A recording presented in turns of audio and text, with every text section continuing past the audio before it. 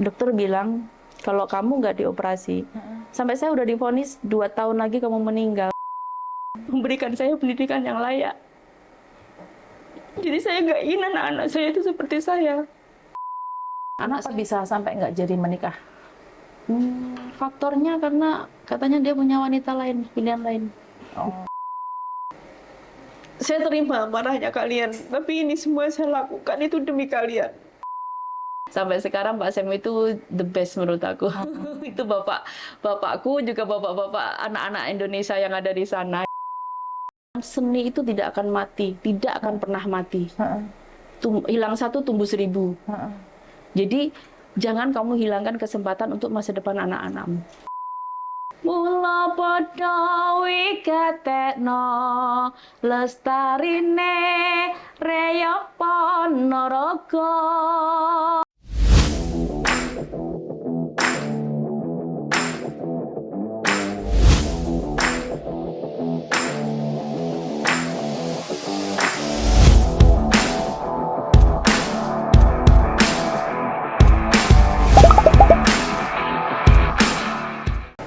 Assalamualaikum warahmatullahi wabarakatuh. Ketemu lagi dengan Wir Solution.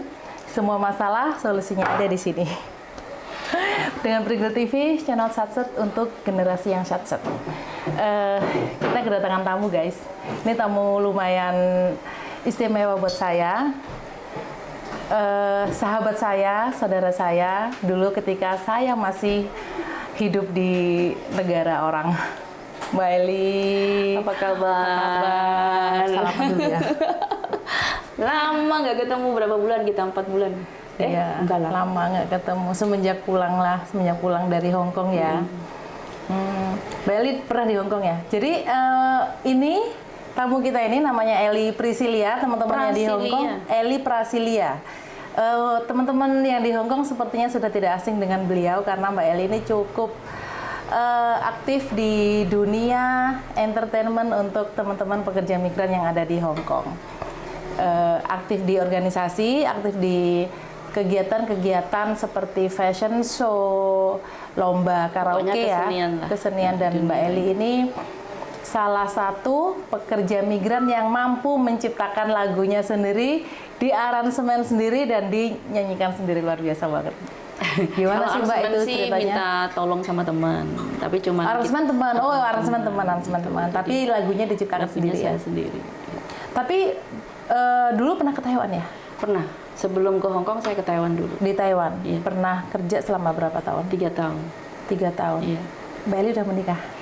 Sudah, alhamdulillah sudah. Tapi alhamdulillah sudah selesai sudah. Udah bisa. Iya. Punya tapi anak. Sebelum saya ke Hong Kong sudah pisah. Oh, Jadi sebelum ke Hong Kong. Sebelum ke Taiwan atau sebelum ke Hong Kong? Sebelum ke Hong Kong. Jadi setelah dari Taiwan. Oh, setelah dari Taiwan. Berapa kali nikah? 1 kali. 1 kali. Yang kedua kali itu belum sempat nikah tapi udah gagal. Jadi kita sempat tunangan, terus kita sempat punya baby, tapi gagal. Belum Tunangan sampai sudah nikah. punya baby, guys. Ini sebentar. Menikah. Udah menikah kan cerai. Pulang dari Taiwan cerai. Punya anak. Punya satu. Punya satu. Cowok cewek? Cowok. Kalau nggak salah namanya Danang ya? Iya. Oke. Yang di Jogja bukan sih? Iya betul sekali. Oh iya. Nah setelah itu pacaran, tunangan. Intinya bukan pacaran sih, menurut aku dulu tuh temen yang kenalin. Terus aku kan orangnya nggak mau menye-menye ya, kalau kamu mau, kalau nggak. Setelah Gitu. itu Tunangan, terus akhirnya kebobolan kan, namanya juga laki-laki. jadi belum sempat nikah tapi kebobolan duluan. Iya. Tapi Punya akhirnya anak. pisah juga gitu. Ini yang dengan yang Cina ya? Iya. Yang orang Kalimantan? Iya betul. Terus gimana sampai setelah tunangan dan dia tahu kalau sampai punya? Tahu kan waktu itu saya di Taiwan dan Sebenarnya di Taiwan? sebenarnya saya tunangannya pun juga di sana. Karena dia punya bapak dan ibu angkat orang Taiwan. Jadi kenapa saya percaya? Karena kita tuh saya sudah dipertemukan sama keluarganya, walaupun keluarga itu adalah bapak atau ibu sambung yang di sana. Yang di Taiwan. Jadi saya percaya. Tapi asalnya di orang Kalimantan. Chinese ya? Iya. Pontianak? Singkawang sih. Singkawang. Singkawang. Oke. Dan sempat punya anak. Lahirnya anaknya di Kalimantan atau Lahirnya di Kalimantan. Di Saya Kalimantan. pulang dari Taiwan. Dari Taiwan ke Kalimantan. Ke Jadi Kalimantan. keluarganya tahu dong. Tahu semua. Saya lahiran di sana. Keluarganya baik sampai sekarang. Mendukung support ya. Support sampai sekarang masih baik. Kenapa bisa sampai nggak jadi menikah? Faktornya karena katanya dia punya wanita lain, pilihan lain. Oke. Mbak Eli, sorry, aku boleh agak sensitif, boleh nggak sih? Boleh. Tenang aja. Kan teman-teman Chinese ini secara keyakinan kan non Muslim ya. Mbak Eli Muslim. Saya Muslim. Terus itu nanti seandainya mau nikah gitu, nanti gimana? Nah itu kendalanya. Waktu itu sempat jadi polemik di keluarga saya kan. Keluarga Mbak Eli yang di Ponorogo. Ibu saya tuh memang gini. Kenapa sih harus pilih orang Chinese? Karena mereka kan bukan Muslim dan kita kan Muslim. Apakah dia mau masuk Islam? Terus kalau jujur aja kalau suami, maksudnya yang ini ya tunangan saya ini nggak mau. Jadi Masuk dia Islam, nggak mau masuk Islam. tetap nggak mau. Terus ibu saya ya nggak setuju. Jadi mungkin dari situ karena ridho orang tua adalah ridho Tuhan, gitu loh. Jadi kan setidaknya kan ya mau gimana lagi kalau memang itu memang bukan jodoh saya. Kalau memang dia udah dipertemukan dengan jodohnya ya saya nggak akan halangin gitu. Ya saya ikhlasin aja, relain dia pergi. Karena waktu itu dia memang ngomong. Jadi waktu itu sempat ngelawan orang tua, tidak direstui tapi Mbak Eli tetap ngotot karena cinta ya. Karena masalah itu kan gimana ya? Karena aku tahu dia tuh punya tanggung jawab, orangnya tuh beda gitu loh maksud aku tuh. Tapi karena mungkin dari segi itu juga ya kebalik lagi ke doa orang tua adalah restu dari Tuhan. Emang kan ibu itu Tuhan yang terlihat ya? Iya. Jadi lain kali masih mau ngelawan lagi nggak? Enggak lah. Berani ya? Takut ya? Nah setelah hamil dan lahiran, apa yang terjadi? Ya aku tetap di Kalimantan sampai anakku mau sama keluarganya 4 bulan. Terus saya sempat pingin lagi berangkat ke Taiwan kan. Tapi dia ngelarang karena mungkin dia sudah mau ada hubungan dengan ini wanita mungkin ya. Dan cewek lain. Terus saya pulang ke Ponorogo sekitar 6 bulan lah saya di rumah. Terus saya mikir anak saya kan butuh susu nih. Karena anaknya dibawa ke Ponorogo? Bawa. Si kecil tak bawa ke sana. Terus aku mikir kalau aku nggak punya kerjaan, ya memang saya punya kerjaan sampingan. Intinya masih ada sih teman-teman yang mau ngejob karena memang sebelum itu kan memang saya sudah nyanyi. Sebelum saya berangkat ke luar negeri kan memang saya sudah ke Taiwan sudah jadi penyanyi panggung di Ponorogo kan. Untuk teman-teman kadang kalau aku di rumah tuh pasti manggil, pasti ada job kayak gitu. Aku mikir kalau ada job terus nggak masalah kan. Tapi kalau enggak, saya dari mana dapat duit gitu. Nggak nafkahin? Setelah saya pulang ke Ponorogo udah enggak. Tapi di saat saya di Kalimantan saya berusaha minta tapi kan nggak ngasih karena dia mungkin takut. Bagaimana saya nggak tahu pikiran dia. Kan namanya orang kan mungkin kalau aku di tempat keluarganya kan oh ya tahu berarti ini di tempat aku gitu kan. Kalaupun dia nafkahin mungkin kan duitnya juga nggak kemana-mana intinya buat anak seperti itu. Nah setelah itu anak dirawat oleh ibu? Enggak, waktu saya mau ke Hong Kong, saya izin sama dia, kalau aku nggak boleh ke Taiwan lagi, saya mau ke Hong Kong. Terus dia bilang, balikin anakku. Bawa ke Kalimantan. Sebenarnya bukan yang aku mau kan. Aku nanya sama ibu, Bu, gimana, mau nggak? Jaga. Ibu bilang, aku kan mesti tanggung jawab sama anakmu yang gede gitu kan. Kenapa kamu harus ngasih lagi tanggung jawab yang kecil ini gitu kan. Ibu keberatan? Iya karena takut mungkin ya. Terus ya udahlah. Aku ngomong sama si bapaknya si kecil, saya bilang, ibu nggak mau rawat. Jadi aku juga nggak nyuruh anakku ditinggal di situ. Aku mau dia balikin ke Kalimantan lah karena dia lahir di sana gitu kan. Terus oke lah. Terus aku dikasih uang untuk terbang lagi ke Kalimantan. Dikasih duit sama uang. papanya? Saya akan dikasih uang, balikin anakku ke Kalimantan. Nah setelah semenjak saat itu, usianya berapa Mbak, maaf? 11 bulan. 11 bulan. Sama Mbak Eli dibawa ke Kalimantan, dirawat oleh? Budenya. Keluarganya budenya kan ada yang nggak nikah. Memang saya sih nggak tahu atau memang itu sudah jadi rencana Tuhan ya. Semenjak saya hamil itu dia selalu bilang gini, kasih dong anakmu buat aku, kan aku nggak nikah. Aku nggak punya anak, aku nggak mau nikah, tapi aku pingin punya anak. Terus aku kan kadang-kadang namanya kita canda ya canda lah. Ya kamu nikah lah biar kamu punya anak kan gitu. Tapi dianya enggak lah, aku nggak mau nikah. Pokoknya aku kepingin anak kamu aja kasih ke aku. Nah Akhirnya? ternyata dari peristiwa ini anak saya bener-bener diasuh sama dia. Sama budenya, sama berarti kakak dari suami bapaknya. Bapaknya dia. Bapaknya. Sampai usia? Sampai sekarang. Iya. Nah setelah menyerahkan si adik ke budenya, Mbak Eli ke Hong Kong. Saya ke Hong Kong. Apa yang membuat Mbak Eli sempat ya Mbak pingin ke Hong Kong? Saat saya mau berangkat itu, mertua saya waktu itu masih hidup ya. Saya memang saya belum nikah sama dia, tapi saya udah nganggap dia itu sebagai ibu saya yang di sana. Karena memang pulang dari Taiwan aku dirawat, maksudnya keluarga dia tuh baik sama aku. Jadi aku nggak ingin kayak apa ya? Ya dia sama aja kayak aku tuh menantunya gitu loh. Kayak mertua aku tuh selalu bilang gini, janganlah ditinggalin, anak masih kecil. Ntar kalau ada apa-apa gimana kan gitu. Saya nyuci baju, mertua saya tuh ngikut, duduk di dekat saya, ngomong terus. Saya sampai Ibu ini, ibu mertua.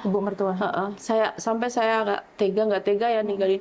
Maunya jangan sekarang berangkat, nantilah nunggu agak gede gitu kan. Terus saya di baju pun juga dibuntutin sama dia, ngomong lagi jangan ditinggal katanya. Tapi karena bagi aku kan nggak ada pilihan lain, ya kan?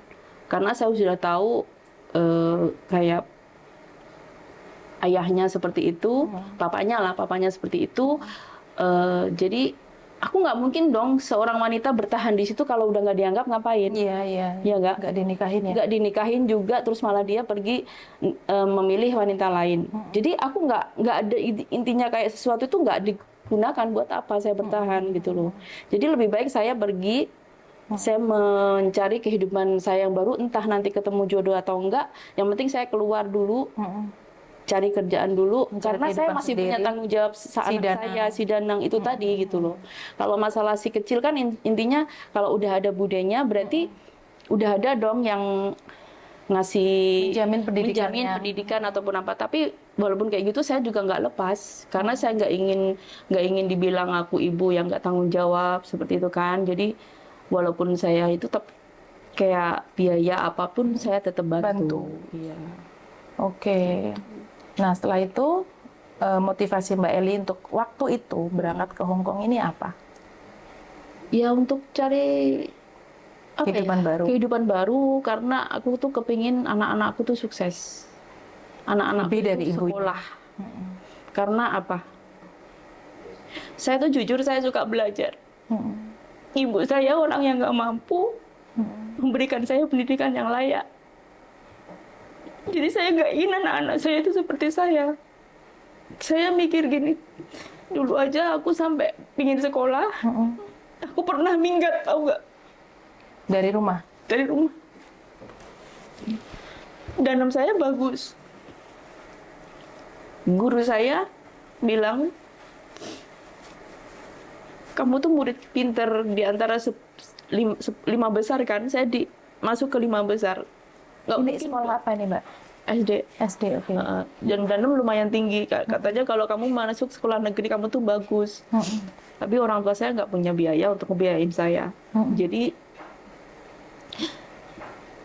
waktu itu saya sempat sama kakak saya, kakak anaknya Bude lah intinya, kakak sepupu.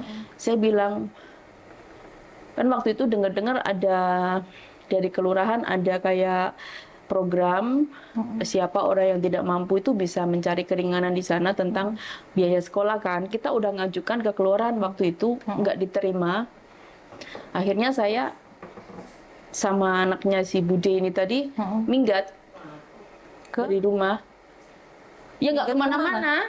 Maksudnya minggat nggak pulang ke rumah. Oke, tapi menuju kemana? Depan rumah kan ada musola. Saya tidur di situ. Tidur di situ tujuannya untuk? Ya biar disekolahin. Oke. Biar disekolahin, tapi ibu saya sampai muter-muter nyari aku kemana nih, anakku nggak pulang gitu kan. Semalaman nggak pulang, padahal orang-orang itu pada sholat. Saya cuman pas waktu orang sholat itu saya pergi. keluar, dan setelah orang-orang selesai sholat saya Balik masuk lagi ke situ, biar disekolahin. Tapi pada akhirnya disekolahin nggak? Enggak, Nggak, karena nggak ada biaya. karena nggak ada biaya. Bukan nggak ada biaya sih, ibu tuh lebih ke takut kalau nanti udah masuk, kan dia denger tuh dari orang, katanya ntar kalau udah SMP, SMA itu biayanya tuh macam-macam lah, semakin banyak tapi lah. Itu nggak kayak sanggup. ibu tuh kayak mikirnya tuh kayak berat banget sih gitu kan. Terus akhirnya oke lah, saya nggak. Mbak Eli, Bapak masih? Masih. Waktu itu Bapak pun masih? Masih. Tapi kan bapak kan ada istri sendiri kan, ibu kan istri kedua. Oke. Seperti itu. Jadi kan mungkin kayak tanggung jawab itu lebih ke anak istri pertama atau mungkin mana lah. Bapak juga nggak punya keinginan untuk bantu biaya sekolah? Masalah kayak itu sih kita nggak pernah minta sih. Nggak pernah minta? Nggak pernah minta. Kenapa nggak minta? Karena saya tipe orangnya nggak suka nyusahin orang juga, walaupun itu ayah saya. Semenjak kecil ya? Nah setelah itu Mbak Eli ke Taiwan. Taiwan. Itu kan masih kecil. Ya itu sudah nikah saya ke Taiwan itu. Oh udah nikah. Nah setelah lulus SD kerja kemana? Kerja waktu itu sempat kerja ke Surabaya, itu cuma bertahan 4 bulan karena saya sakit. Saya pulang. Terus mau balik lagi, bapak saya bilang, kamu tuh ngapain ke sana jauh-jauh? Orang di rumah aja enak, ngapain harus jauh-jauh ke Surabaya? Udahlah, gak usah balik lagi gitu. Akhirnya menikah. Ya belum sih. Terus akhirnya nyanyi dari panggung ke panggung gitu kan. Belajar nyanyi di mana? Belajar nyanyi sih, kalau nyanyi memang dari kecil saya memang suka nyanyi. Terus di Ponorogo kan sering ada kompetisi kan. Saya sering ikut lomba, dari lomba ke lomba seperti itu. Sempat saya menjadi juara 2 di tingkat kabupaten. Oke. Waktu itu. Di Taiwan juga nyanyi? Enggak. Enggak, karena kerja nggak bisa libur ya? Saya berusaha untuk, kan waktu itu Taiwan itu belum seperti sekarang.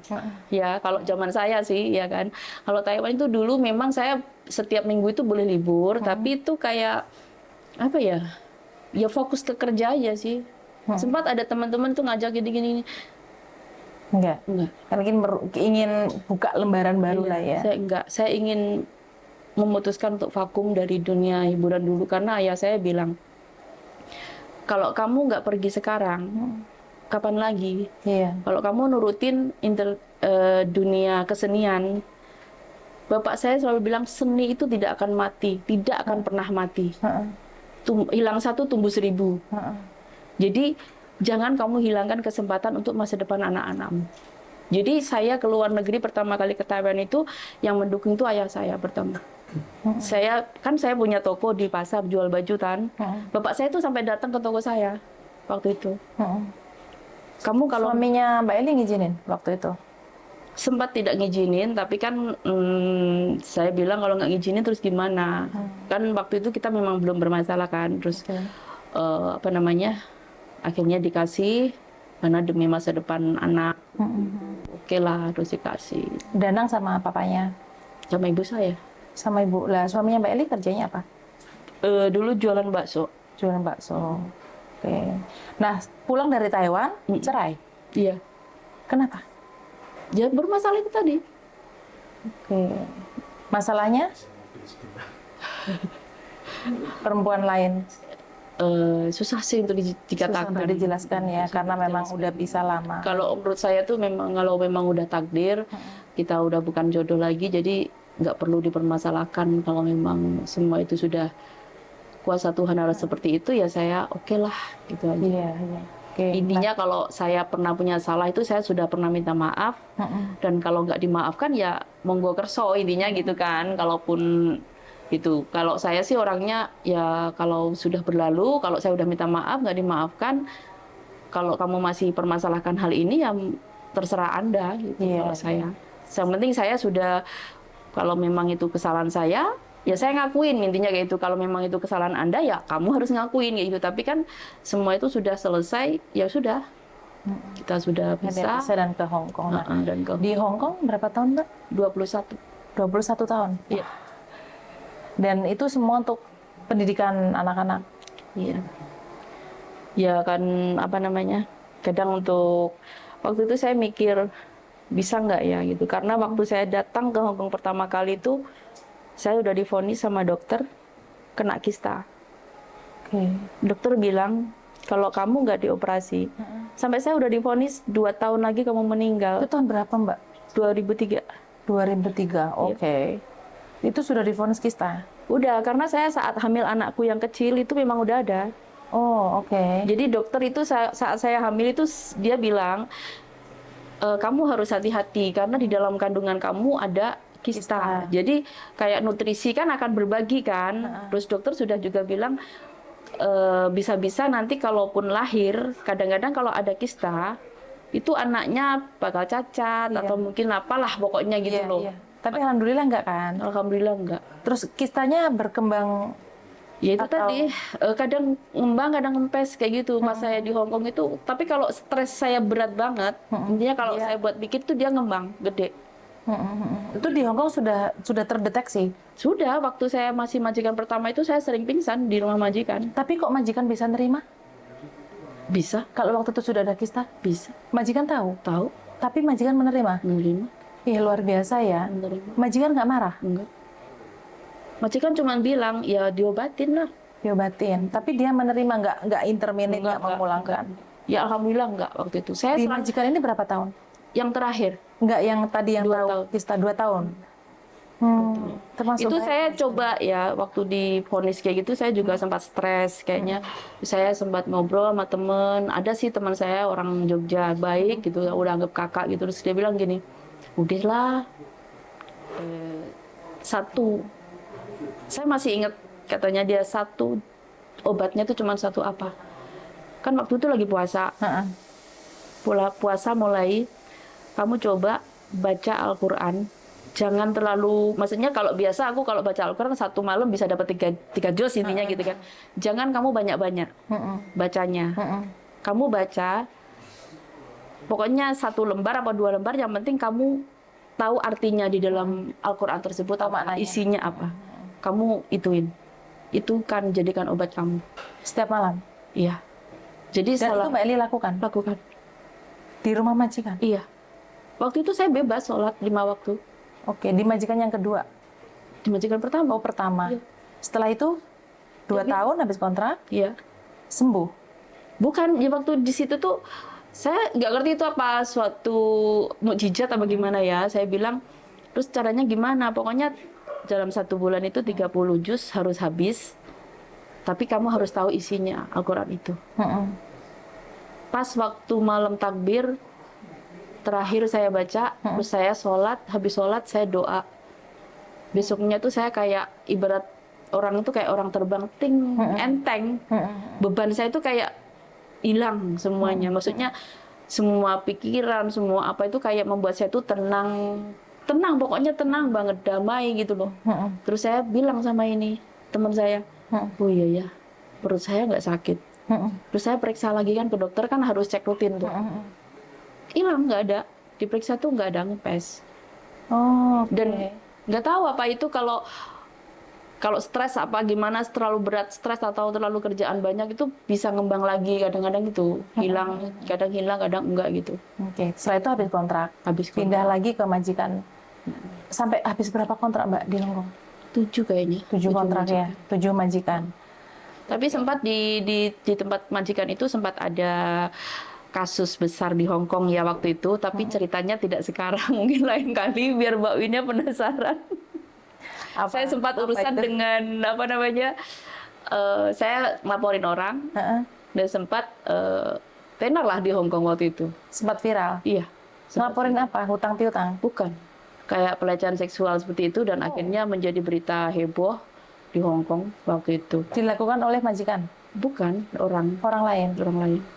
Iya, kalau di Hong Kong tahun 2004 waktu itu saya ingatnya. Oke. Iya. Nanti cerita ya? Nanti, kapan? Nggak cukup. Di lain Iya, mungkin lain waktu saya akan cerita. Karena mungkin cerita itu panjang banget. Kronologinya gimana, terus apa itu masih itu. Jadi saya baru pertama memijak Hong Kong, saya harus berurusan dengan polisi, saya harus berurusan dengan pengadilan. Itu udah saya lakuin di sana. Dan itu benar-benar membuat saya itu belajar banyak di Hong Kong, itu benar-benar belajar. Majikan tahu dengan kasus ini? Tahu. Saya ngomong, saya mau ke kantor polisi laporin ini, Ya udah, Dihukum nggak akhirnya? orangnya Iya. sempat dihukum, tapi karena dia ada uang kan, biasa kan kalau ada uang kan pakai congkel, pakai kunci lah intinya gitu kan. Dia minta tahanan luar, jadi selama 1 tahun kasus itu disidangkan, sebelum disidangkan dia tahanan luar. Seperti saya akhirnya menjadi salah satu kayak Cengnian itu saksi ya, jadi saksi, jadi saya juga tidak diperbolehkan untuk keluar dari Hong Kong. Saya sempat berhenti kerja sebelum dapat majikan yang kedua, saya sempat off setelah finish kontrak dari majikan ini. Hidup saya ditanggung sama pemerintah, sama kepolisian Hong Kong. Tapi majikan lumayan baik ya, dia mengizinkan ketika kita. Teman saya yang jadi saksi satunya, itu kan pagi-pagi dipanggil sama polisi, maksudnya bukan digerebek sih, digelandang dari rumahnya gitu, langsung diterminate hari itu juga.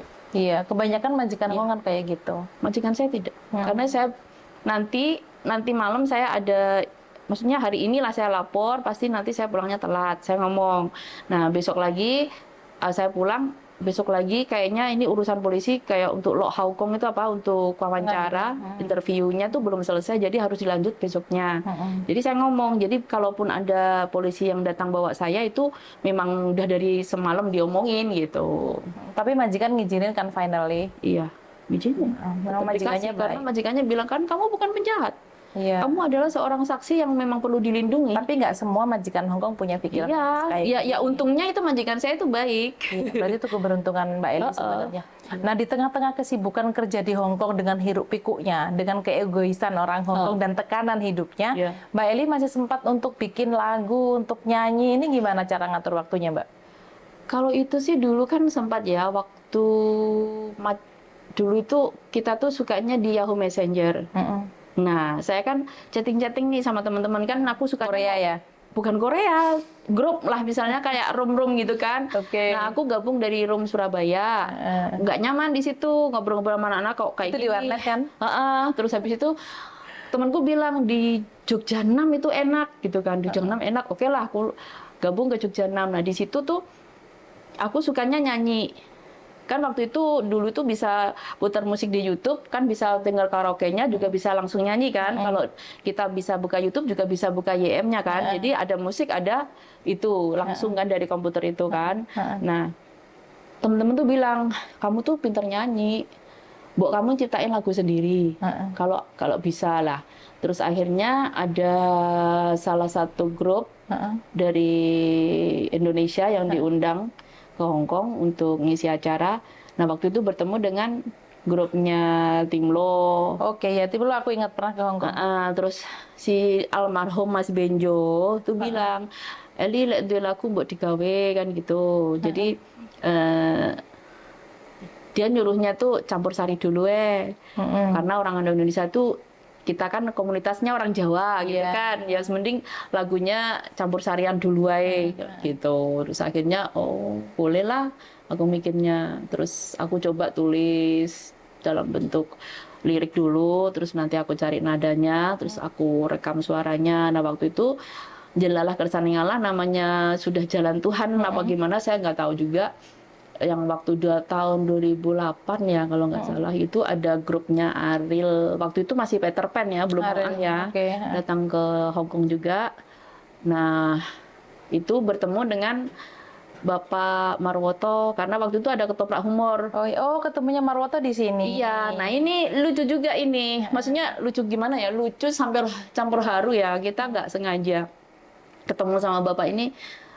Waktu itu memang saya kan di majikan kedua itu memang orangnya tuh bebas. Saya cuma jaga nenek satu, mau kemana-mana tuh boleh, ya kan. Terus habis itu kan waktu konser itu ya saya nungguin seharian. Terus waktu besoknya lagi nemenin mereka jalan-jalan, gitu loh. Nemenin si Ariel Peter Pan atau Pak Marwoto? Grupnya Pak Marwoto yang ketoprak humor itu. Karena manajernya itu yang almarhum Pak Iwan. Itu kan sudah bawa Timlo dulu itu yang datang membawa ke Hong Kong itu orang yang sama. Orang yang sama gitu dengan waktu itu EO-nya Pak Sem ya kalau nggak Iya, salah, masih iya. Pak Sem waktu itu. Selalu Kak Sem. Iya, sampai sekarang Pak Sem itu the best menurut aku. Itu bapakku juga bapak-bapak anak-anak Indonesia yang ada di sana ya. Iya betul. Gitu. Kak Sem itu orang baik sih. Iya Pak Sem orang Sampai baik. saat ini tetap Baik banget. sampai saat ini Kak Sem Baik banget tetap pokoknya. menjadi Kak Sem yang kita kenal dulu. Tidak berubah kebaikan Pak Sem itu pokoknya. Jadi di situ ketemu Marwoto. Setelah itu Marwoto sempat itu- bikin lagu sama Pak Marwoto kan? Sempat terjadi ini loh. Saya bisa dekat dengan beliau itu karena satu peristiwa juga, Apa itu? kecelakaan. Hah? Kecelakaan. Kecelakaan apa? Pak Marwoto ketabrak taksi. Oh, aku pikir kecelakaan hati, bukan ya? Kecelakaan Waktu itu kan gini, beneran. Pak Sam bilang, ini anak-anak mau diajak makan nih Di ke- Hong Kong? Heeh, Oh, ke oke. warung Malang kan gitu. Iya, Nah, iya. nah manajer saya sama manajernya ini si Pak Iwan ini masih berada di toko HP dan toko HP itu di People itu yang dari Sugar Street. jembatan Sugar Street itu kan jembatan situ kan People dekat McDonald itu. Nah, kan dia nginapnya di Regal Hotel sementara kita sudah balik ke Regal, maunya kita kalau memang diajak makan kita tuh mau bareng-bareng sama manajernya. Kita Oke. kepinginnya nyusul di belakang Regal Hotel itu kan ada pasar.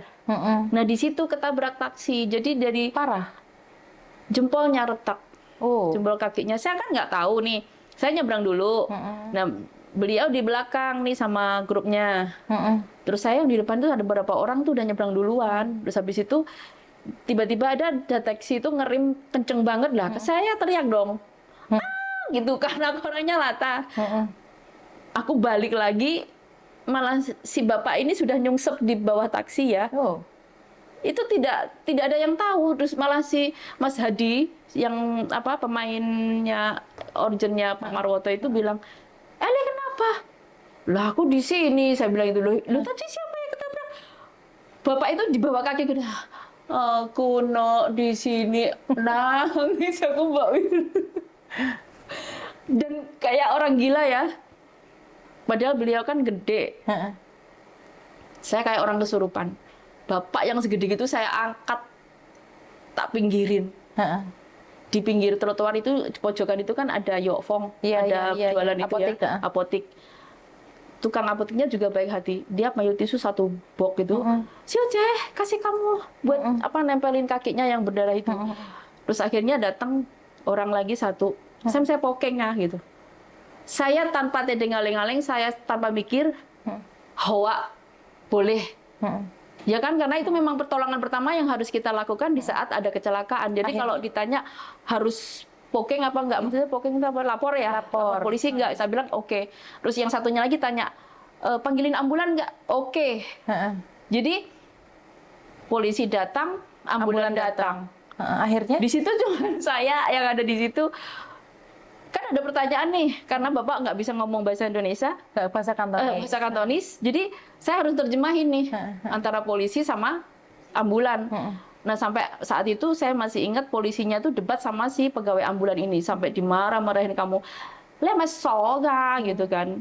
Ini orang sakit gitu kan. Jadi kita tolong nyawanya dia dulu, ngapain kamu interview di sini? Interview di rumah sakit, langsung dibawa ke rumah sakit. Mbak Eli nemenin. Iya.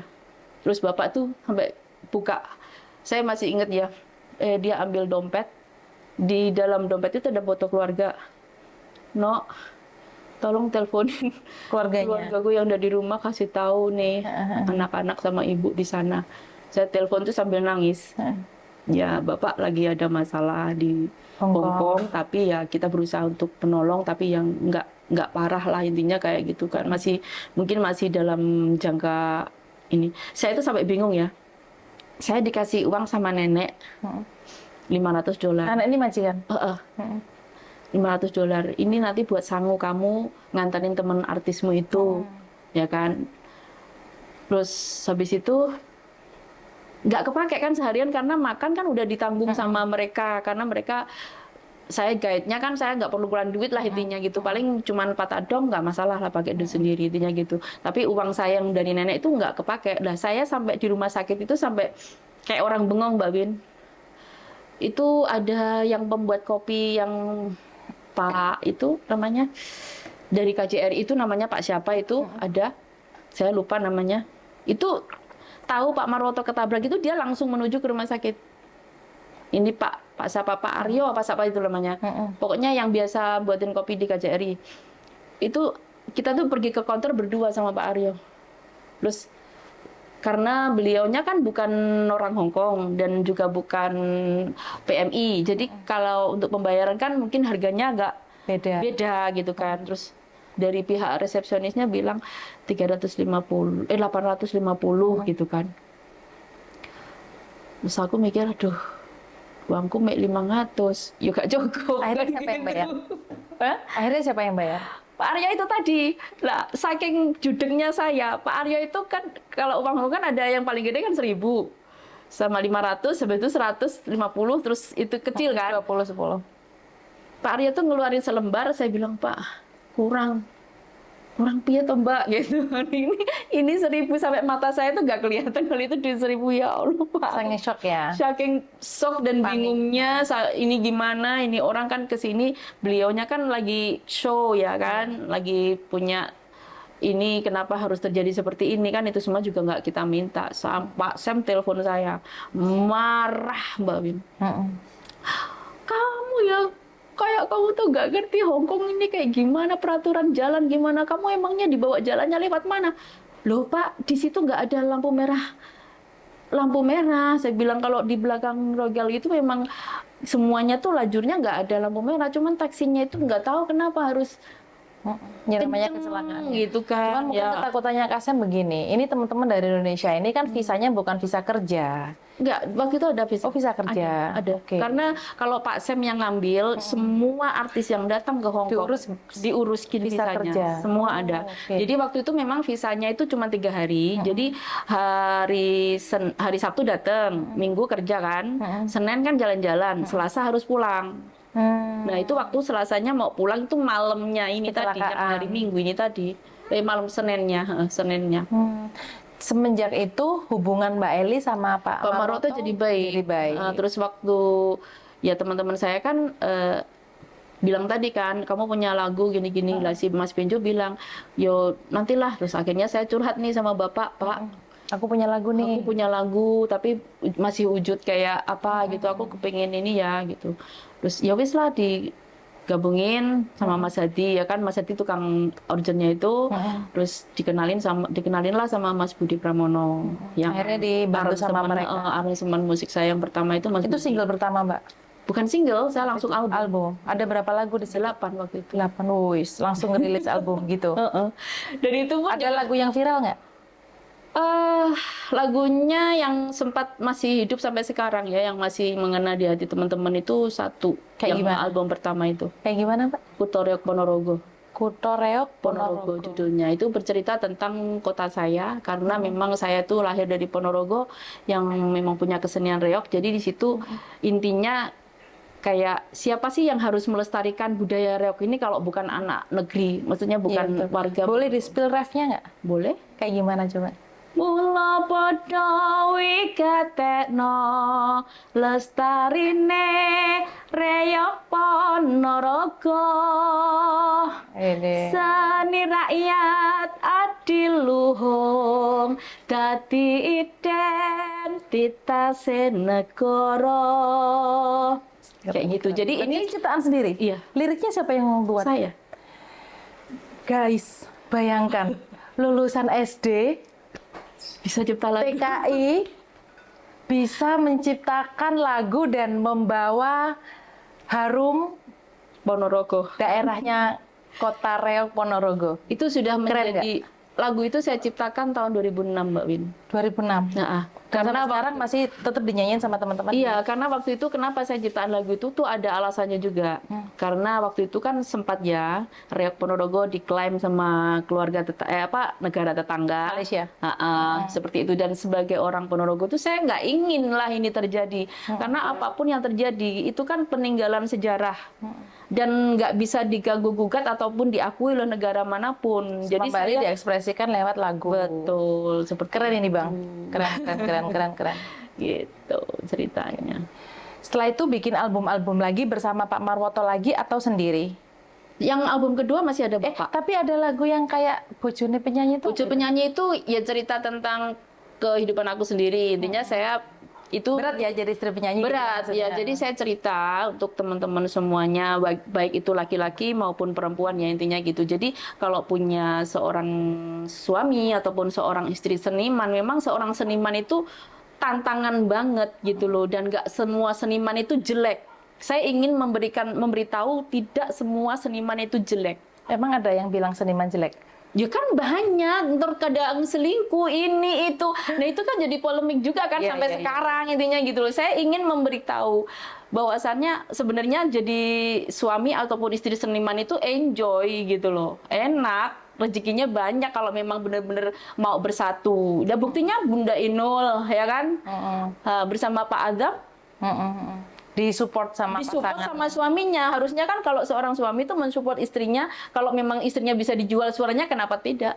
Gitu. Yang penting jangan jual orangnya ya suaranya, Cek. Betul sekali gitu loh, kayak Kak Soimah. Iya, iya. Nah, itu Mbak Suaminya Soimah support juga banget itu. suaminya juga support banget seperti itu loh. Itu sebagai contoh juga gitu loh. Jadi Di album kedua sempat viral juga nggak? album kedua sempat viral apa ya lagunya? Sukim. Oh, Sukiem. Heeh. Sampai akhirnya jadi nama Eli Prasilia, jadi embel-embel ada Sukiyemnya. Itu saya lucu datang ke Hong Kong, saya promo lagu itu kan. Anak-anak itu langsung spontan panggil Mbak Sukiyem gitu. Memang asik Itu juga sama sih. Pak Marwoto juga nggak? Enggak. Nggak. Sama almarhum Mas Pur. Oh, Mas Po.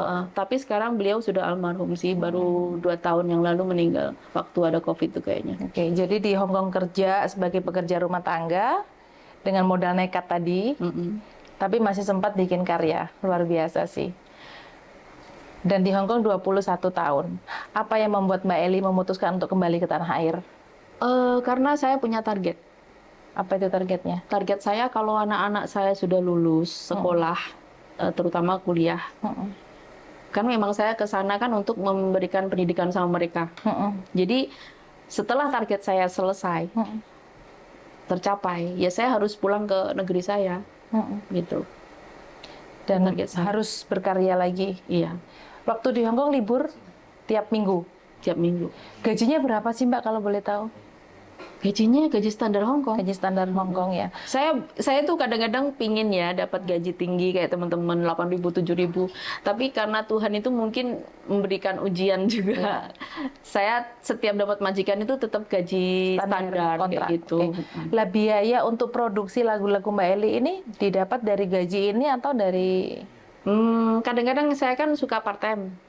Jadi hasil part time dipakai untuk biaya produksi Iya. lagu. Oke, dari Mbak Eli ngebuat album, sudah ada beberapa album Mbak? 2 album. Itu yang album ya, tapi yang untuk single yang belum saya rangkum itu udah banyak sih. Kalau kurang lebih yang sudah ada musiknya ya, kurang lebih ada 100-an. Oke, dari 2 album yang sudah rilis ini ibarat orang jualan kembali modal nggak? Udah kembali modal lah ya. Karena waktu album pertama memang meledak kan, di waktu itu masih di dunia RBT kan, sempat kita bekerja sama dengan salah satu provider di Hong Kong. Waktu itu kan lihat Rekanan itu ya waktu itu ya? bukan, waktu itu ada satu provider yang jual ke RBT, ada PT Jaripik oke. namanya, dan Oh, oke. ada yang dia ada juga kantornya di Jakarta dulu. Waktu sempat saya mau pulang itu saya sempat ngomong sama si bos ini. Bos saya mau pulang gini-gini kan, kontrak saya selesai pada tahun 2016. Karena di album kedua karena sudah ada WhatsApp, udah ada itu, jadi kayak penjualan RBT kan turun, nggak ada lagi. Tapi sebelum itu sudah balik modal sudah.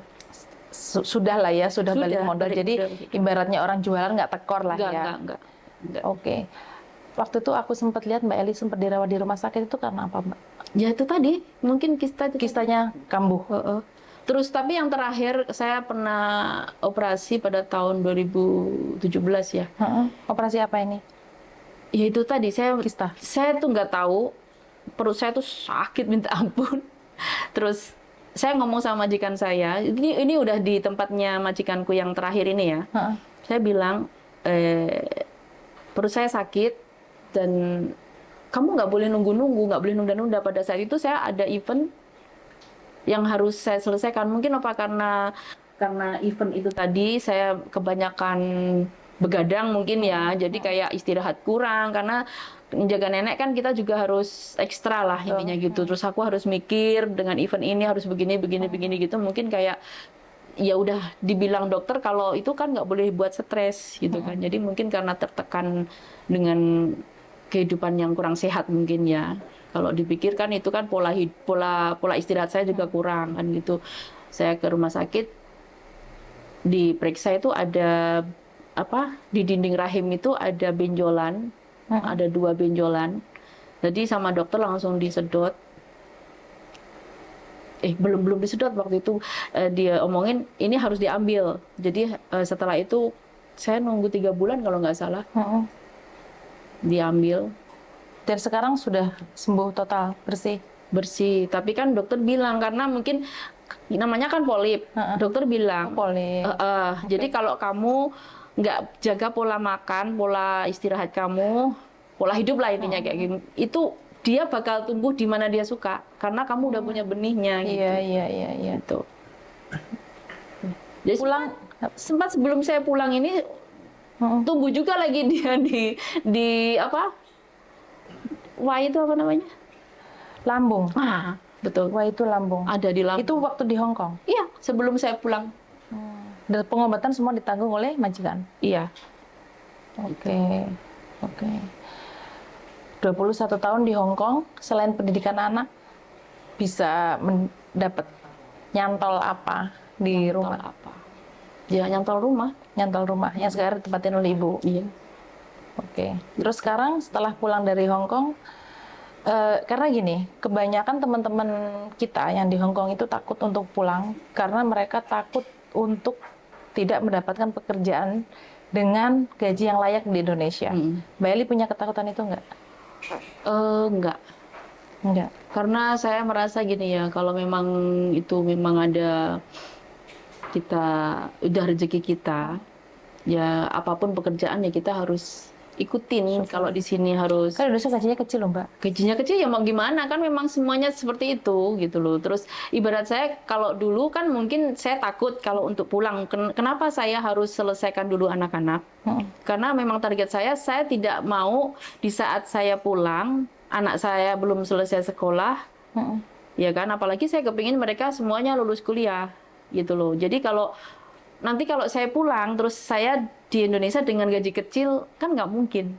Iya, gitu nggak cukup ya. Nggak cukup gitu loh. Jadi saya rasa setelah mereka selesai baru saya pulang, ya kalaupun saya mendapatkan gaji lebih kecil atau gimana, mungkin itu sudah bukan terlalu berat menurut saya. Karena hanya nanggung diri sendiri. Apalagi sekarang kan sudah sendiri, juga tidak punya siapa-siapa. Maksudnya tanggung jawab yang gede itu sudah nggak ada, paling kita tinggal kumpulin uang untuk nanti mantu lah, karena udah gede kan gitu. Danang posisinya masih kecil waktu ditinggal. Meme juga waktu itu masih umur 11 bulan. Dan Mbak Eli di Hong Kong 21 tahun. Artinya dari Meme 1 tahun ya, sampai umur 21 tahun, Mbak Eli nggak nemenin. Ada perasaan kehilangan nggak waktu-waktu bersama anak-anak? Harusnya kita kan, namanya kita seorang ibu ya, kita pingin nemenin anak tumbuh dewasa, tumbuh besar bersama kita. Saya tuh cuman bisa melihat tuh lewat video call. Video call sama mereka. Jadi kayak anak-anak itu, saya kepingin lihat anak saya. Jadi kalau di rumah siapa yang punya HP yang bisa buat video call, saya kepingin lihat. Jadi saya kepingin tahu, walaupun saya nggak bisa ngerawat ya, saya kepingin tahu. Terus kayak biaya kalau memang lagi sakit apa-apa gitu saya masih kasih, intinya gitu. Kalau Mbak Eli punya kesempatan untuk menyampaikan sesuatu ke anak-anak, apa yang ingin Mbak Eli sampaikan ke mereka? Apa ya? Saya tuh ingin ya anak-anak ini bisa, sekarang mungkin mereka sudah mandiri ya, sudah mandiri. Jadi intinya Mama minta maaf, Ibu juga minta maaf. Karena mungkin saya nggak pernah memberikan kasih sayang yang tulus untuk kalian, memeluk ataupun merawat. Karena memang itu bukan kemauan saya sih sebenarnya gitu kan. Saya ingin mereka itu bisa paham ini bukan pilihan mama dan juga bukan pilihan ibu. Walaupun memang itu intinya kalian marah sama saya,